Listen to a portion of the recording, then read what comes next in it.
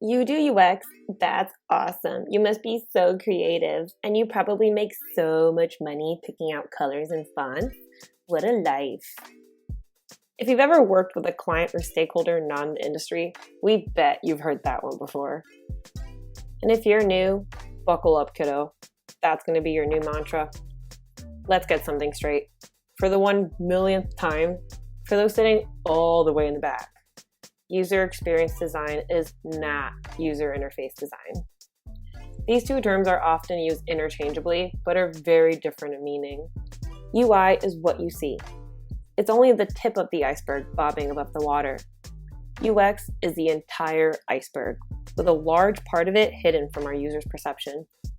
In our case, this iceberg is a perfectly curated experience that turns users into raving superfans. It describes all of the interactions of an end user with a company, its services, and its products. Essentially, it's a way of building out experiences that are so intuitive and easy to use that you, as the user, don't even think about it. The UX design process is concerned with the feel of the entire project, which of course encompasses its visual aspects as well. However, it's important to note that UX design is not limited to just the digital interface of a product. If you haven't seen our What is UX video, you can check it out after this one. Link is in the video description below.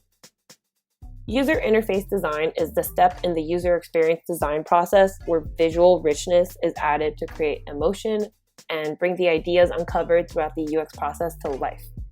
Unlike the more complete UX process, we should note that UI design is in fact limited to the digital interface of a product.